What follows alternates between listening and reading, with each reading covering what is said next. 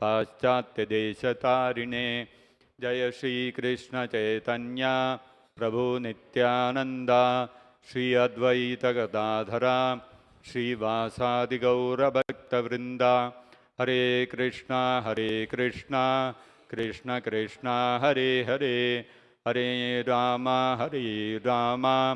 राम राम हरे हरे मूकं करोति वाचालं पंगुं लंघयते गिरिं यत्कृपातमहं वन्दे श्रीगुरुं दीनतारणम्.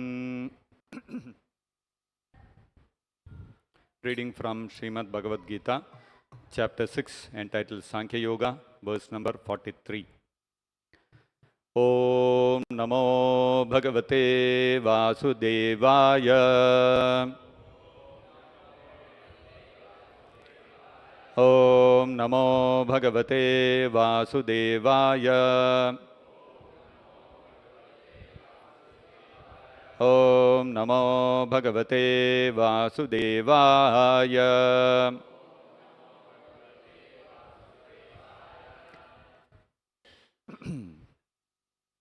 Chapter 6, verse number 43.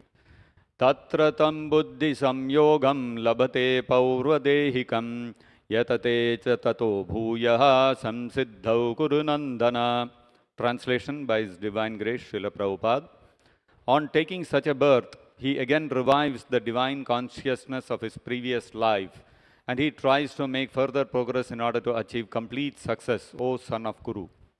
Kindly repeat the translation. On taking such a birth,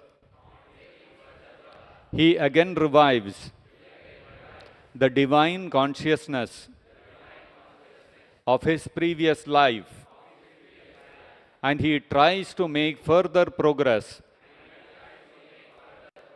in order to achieve complete success, O son of Kuru. Purport by Srila Prabhupada. King Bharata, who took his third birth in the family of a good Brahmana, is an example of good birth for the revival of previous transcendental consciousness. King Bharata was the emperor of the world, and since his time, this planet is known among the demigods as Bharata Varsha. Formerly, it was known as Ilavarta Varsha.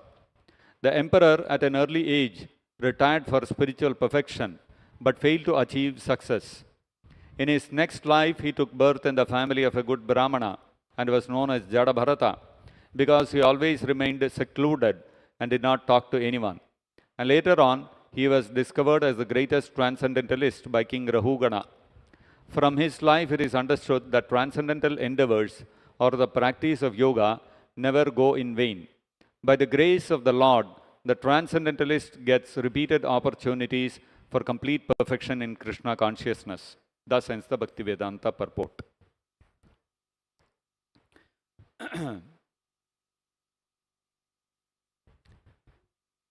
Our country today is known as Bharata. So Bharata, why? It is named Bharata after the king Bharata. Which Bharata? Bharata was the son of Rishabhadeva. This Bharata was the son of Rishabhadeva. The Rishabhadeva was an incarnation of Vishnu. And he had 100 sons headed by the eldest one, who was Bharata. After Rishabhadev left his home, then Bharata became the emperor of the whole world. And he was a very powerful emperor. All the other kings of the world, they would come and voluntarily submit the taxes in King Bharata's court. Nobody would dare to oppose him. He was so powerful. But although he was so powerful, he had a beautiful wife, he had wonderful children, very sisters, powerful army.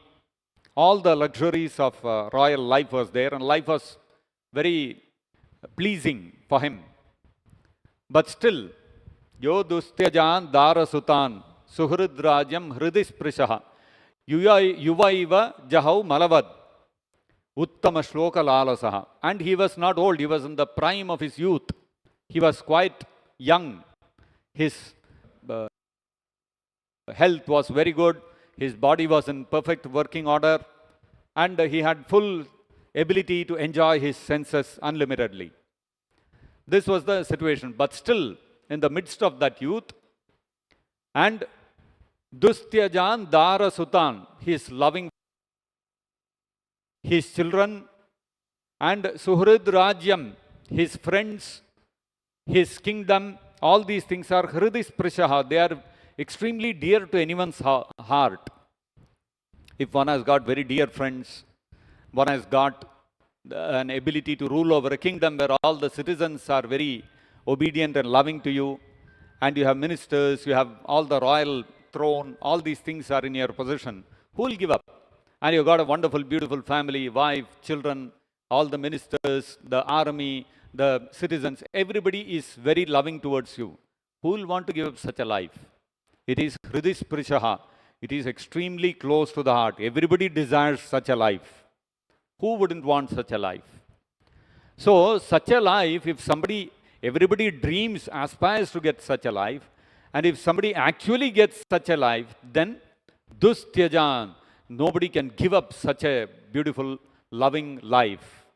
Nobody can give up such a life. But Dustyajan, Dara Sutan, all these things which are very Hridisprashaha, very close to the heart, what did Bharat Maharaj do? He had all these things, and he had an unrivaled kingdom.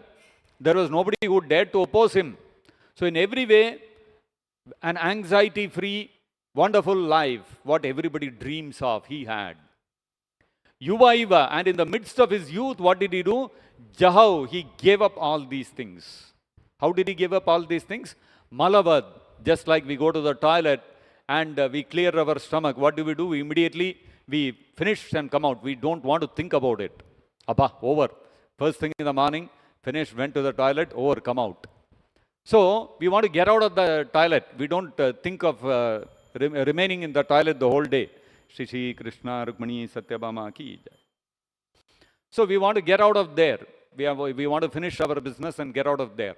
And when we come out of the place, we feel refreshed. Finally, work is over.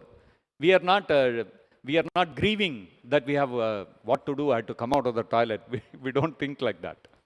So, like that, Bharat Maharaj gave up all these things. He was not in any way sorrowful that he had to give up all these things. He gave it up very as if they were all very insignificant things. And why did he do this? What was the cause? Was he frustrated? Was he depressed? Actually, it was none of these things. He was Uttama Shloka Lalasaha. He was steeped in love for Krishna, and that love for Krishna, for him, all other relationships became insignificant. So Bharat Maharaj did such a big sacrifice in his life. And he went to the forest, he became a sannyasi, and he started executing great austerities, tapasya. Somehow or the other, he came in touch with a small fawn there, a deer cub. He happened to come in touch with that. And what happened? He developed attachment for that. He was taking care of that deer, he was feeding it, he was taking care of that.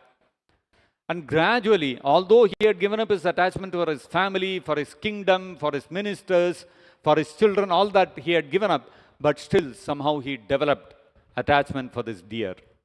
And so finally, one day, the time for his death came. And when he died, what happened? He was thinking, oh, who will take care of the deer after I am dead and gone? So what happened? Krishna says in the Bhagavad-Gita, Yam yam vapi smaran bhavam tyajatyante kalevaram tam evaiti kaunteya. Whatever we remember at the point of death, we will attain without fail. So because Bharat Maharaj quit his body thinking of the deer, what happened? He took his birth again as a deer in Kalanjara mountain. This Kalanjara mountain is located today if you see it is in Uttar Pradesh, near Bundelkhand. Now it is called Kalinjara mountain.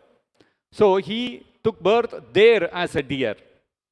And although, interestingly, he took birth as a deer because as Bharata, after taking sannyas, he had executed so much tapasya and he had done a lot of devotional service to Krishna.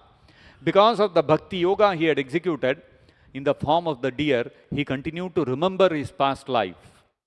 that in my previous life I was Bharat Maharaj, I had done devotional service, I had given up my family, kingdom, all these things, and somehow I got attached to a deer and became like this. So he started repenting in the form of the deer. Oh my God, what did I come to the forest for? I sacrificed so much, and finally I became attached to a deer and became a deer again in this life. So he started repenting like that. And internally, although he remembered, he did not tell anyone about it to his family, to his mother, and all those people. He didn't say anything. He just left his home again. He left his mother and he walked from there as a deer all the way to Pulaha and Pal. Even today, that Pulaha Pulastha ashrama, that it's a beautiful valley nestled in the Himalayas in Nepal. So he walked all the way there to Pulaha and Pulastya Rishis ashramas, and there he would constantly associate with the sages who were there. The Rishis, the Munis who used to live there, he would constantly associate with them, and every day he would go and take bath in the river there, and he spent his life as a deer, engaged like this, associating with the Rishis and Munis. So finally, in the body of the deer also, a time came for him to die. And when the time came for him to die as a deer, he remembered saying that, please give me an opportunity to engage in your devotional service. So like that, he gave up his body. So next life, he was again born as a human being. And he was born as the son of a Brahmana. Brahmana means not like today's Brahmana, a qualified Brahmana, person who had studied all the Vedas. He was very satisfied in life with whatever came of its own accord. He was not trying to accumulate money and wealth and followers and all that. He was very truthful, that Brahmana. He was very non-envious. He treated everybody equally. Very pious Brahmana. And this Brahmana had 2 wives. From the first wife, he had 9 sons. In the second wife, he had twin children, 1 boy and 1 girl, twins.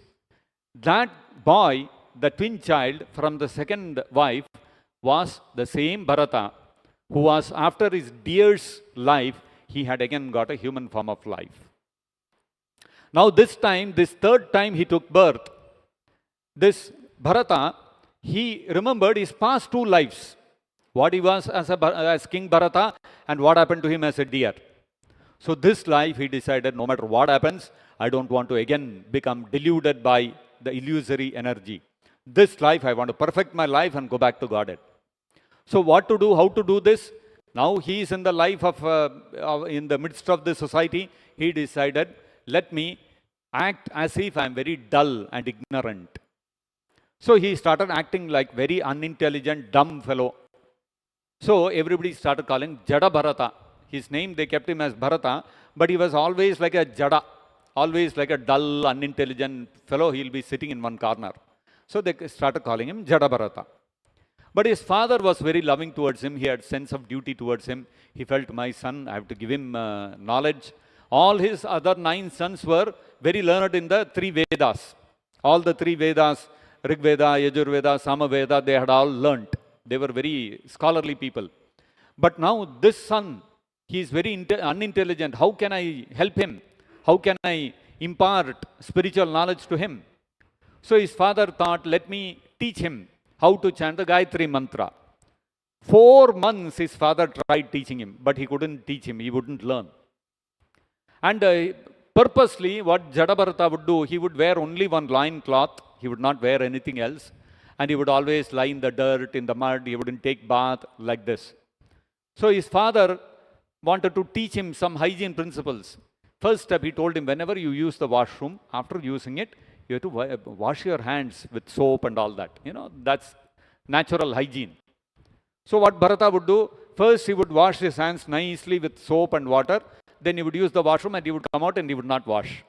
He would do exact opposite of what the father was doing, telling him purposely. So his father was always loving. He kept trying to educate him. So he saw this boy is very unintelligent. So in the meantime, Jadabharata grew up. He became a young man and he had a very muscular body, very strong body, strong and stout and quite, like a pehlwan. But unintelligent, dumb, like this. So this father finally saw that although my son has grown up, actually I should get him married, but in this condition he is so unintelligent, how can I get him married? So he taught him he did all the samskaras up to the brahmacharya stage. Grihastha he did not think of, because he knew his son cannot take care of that. So he never got him married. Finally, one day the father died. After his father died, now what happened? Now the other brothers, 9 elder brothers are there. They have to take care of him. They looked upon him like, dumb fellow, useless fellow. Father was always loving and trying to take care of the son, but the brothers were not like that. Step brothers after all. So they started mistreating him, scolding him, giving him rotten food, all these kind of things. But Jadabharata was completely unmoved. Whatever food they would give, he would eat and be satisfied with that. Whatever they would say, he never felt hurt by that, because he was completely in a transcendental situation. And so like this, one day, what happened? There was a king called King Rahugana. He was the king of Sindh, Sindhu Pradesha. So Sindh is, across the river there, and when the Mughals and all came into India, they came from that side, Sindh. So this Rahugana was the king of Sindh Pradesh, and he was going towards Kapilashrama. Maybe he wanted to go on a pilgrimage or whatever. He was being carried on a pallaki. And he came to the bank of the river Ikshumati. This Ikshumati river, even now it is there. It is the border between India and Bangladesh now. So he was going along that river. So when they came to the border of that river, through the banks of that river Ikshumati, there were 4 pallaki carriers. One of the pallaki carriers, due to something, he dropped out. Now 3 people cannot carry the palanquin. Now they were thinking from where, they were looking at going to meeting all the villages, trying to see if somebody we can get who can carry the palanquin. And they saw in one corner this Jadabharata sitting there, muscular, well-built. They thought, this man is the right person, well-built, he can carry the palanquin. So they called him and forced him and brought him. Hey, king is there, come. They pulled him and made him also carry the palanquin. Jadabharata did not mind. Whatever, he was not bothered. He also lent his shoulder and started carrying the pallaki. Now the pallaki is going, after every 3 feet, Jadabharata will suddenly stop. Why? Because he is seeing on the ground, are there any ants? If there are any ants, he will go this way, that way. He did not want to step on them. Now these other palanquin carriers are not like that. They will be walking fast and suddenly this man will put a brake. And he will go this way, that way. The palanquin is getting all disoriented. The king became upset. He told the palanquin carriers, do your work properly, okay? He said. So the palanquin carriers understood. King is becoming angry. Now if we don't carry the palanquin properly, our heads will roll. So they complained to the king. Oh king, you see, we are doing our best. We are carrying the palanquin properly. But this new guy, he is not doing his work properly. So the king looked out of his palanquin. He saw this man, hatta katta, nicely. It's not that some weakling. He's a muscular fellow. So the king became angry, and he sarcastically spoke to Jadabharata. He said, my dear friend, looks like you are very weak, and having carried the pallaki all alone for a long distance, looks like you have become very tired and fatigued. And you are so lean and thin, you are not able to carry the pallaki, I can understand.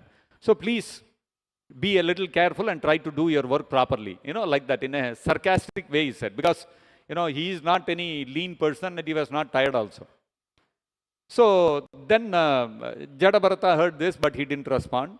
And he continued in the same vein. He was still stopping, trying to step over the ants and all that. And the king saw, even after I'm speaking to him, this man is not following. So then he started scolding him. You rascal, you fool, this, that, all kinds of things he started scolding him. Then Jadabharata stopped and he turned to the king and he said, my dear king, whatever you said is actually true. I am carrying this body for so many years and I have become fatigued carrying this material body. And I am spirit soul. I am neither thin nor am I fat. I am not muscular. I am none of these things. So you said I am not strong and all these things. That is true. The body may be strong, but I as a spirit soul am not neither strong nor weak. So like this he started speaking. Then Rahugana understood, I thought he is some ordinary fellow, but actually he doesn't seem to be. He looks like some very highly advanced person. So Rahugana got out of his palanquin and he offered Dandavat to Jadabharata. And then he said, my dear sir, I made a mistake. I'm not afraid of Yamaraj. I'm not afraid of Lord Shiva's Trishula. I'm not afraid of any of these things, but I'm afraid of offending a spiritualist. And by your words, I can understand you seem to be an advanced spiritualist. So how can I become spiritually advanced? How can I also gain spiritual knowledge? Can you please instruct me?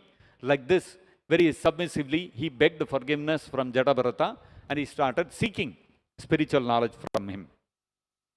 Then Jadabharata spoke a lot. He gave him a lot of instructions.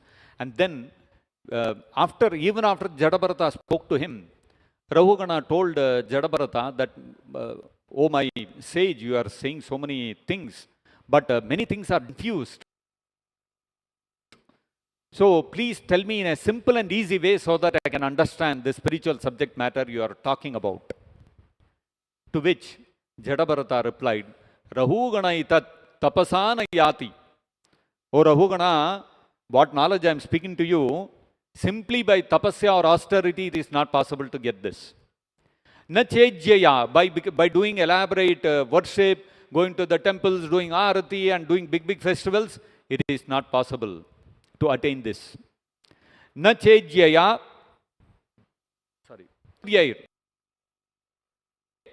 na nirvapanat, na grihad. By nirvapanat, by taking sannyas and going to the forest, it is not possible to get this knowledge. And grihad, you stay in your family life and execute all your varnashrama dharma duties very nicely. Even by that you cannot get this knowledge. Na chandasa, by studying all the Vedas, Upanishads, Vedanta Sutra, even by that you cannot get this knowledge. Na jalagni suryayir, doing great austerities. In the bitter cold in the winter, you go and stand in the middle of the road and you meditate. Or during the very blistering summer, you surround yourself with fire and then you meditate. These are all extreme forms of tapasya which are enjoined in the scriptures.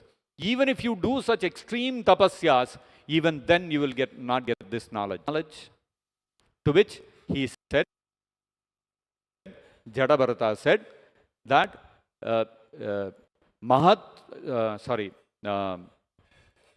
Pada Rajobhishekam. So it is possible only by taking the dust of the lotus feet of a pure devotee. It is possible only Vina Mahat Pada Rajobhishekam. Without taking the dust of the lotus feet of a pure devotee, you cannot get this realization. You cannot become self-realized. So then, finally, Rahugana, he got he inquired and he very submissively inquired from Jadabharata, and by his blessings, eventually he also became self-realized. And finally, at the end of that life, Jadabharata also attained perfection and went back to the spiritual world. So, you can see from the life of Jadabharata how normally what happens when we give up this body and take on another body, we forget our previous lives. And when we take up the path of yoga, when we take up the path of Ashtanga yoga or Jnana yoga, in one lifetime to become perfect, it's not possible. It takes millions of lifetimes of practice of Jnana and Ashtanga yoga to be able to come to the point of perfection. But in the case of Bharat Maharaj, what happened? He practiced spiritual life, he practiced Bhakti yoga. But in the end of Bhakti yoga, he could not maintain his standard of practice of Bhakti yoga, devotional service. What happened? He became attached to a deer and he fell down. He started neglecting his spiritual practices and he gave up his sadhana. But still, next life, because of that, he had to become a deer. So it appears like, all his spiritual life, whatever practices he did, all became useless. But no. Why? Because he remembered his previous life. And then, next life, he took birth in a good Brahmana family where it was conducive to practice spiritual life, and for him to again remember all his previous lives and to steadfastly follow the spiritual principles became very easy. So this is the kind of assurance that Krishna is giving in today's verse to to Arjuna in the Bhagavad Gita, because in the previous verses, Arjuna asked Krishna, what is the destination of a path of spiritual life, but he falls down. So Krishna said he follows a spiritual path for a short duration of time. He doesn't advance much, but for a short period of time, he followed the path of Bhakti Yoga. What will happen to him? He falls away from the path. Next life, he will take birth in Swarga. And after having spent a long time there and enjoyed there, he will again come to this world in a human form, and again he will resume his spiritual practices.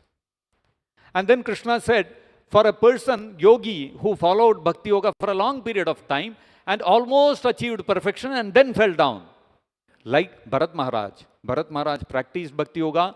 He attained the stage almost up to Bhava Bhakti he had achieved, and then he fell down. So what happens? In the next birth, he took birth as a deer, but next birth after that, he took birth in a good, pious family, where he could resume his spiritual practices internally without any difficulty. That is why Krishna is saying in today's verse, Tatratam buddhi samyogam labate paurva daihikam. On taking such a birth, he again revives the divine consciousness of his previous life. Jadabharata did not again have to start practicing spiritual life from the beginning. No. Whatever he had practiced, he continued to remember. And then what happens? And yatatecha tato bhuyah samsiddhau kurunandana. On taking such a birth, he again revives the divine consciousness of his previous life, and he tries to make further progress in order to achieve complete success. That is exactly what happened in the life of Bharat Maharaj. Although he took the birth of a deer, his spiritual progress did not stop. He went to Pulastya Pulaha Ashrama, continued his spiritual practices, associating with the sadhus. Next life, he again continued from there. So this is the assurance given by Krishna, that if we take up spiritual life, there is no loss.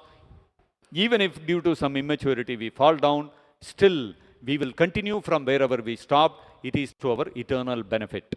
This is what Krishna is saying in today's verse. So we'll stop here. Srimad-Bhagavad-Gita ki jai. Vishwaguru Srila Prabhupada ki jai. Nitai Gaur Premanande Hari Hari Bol.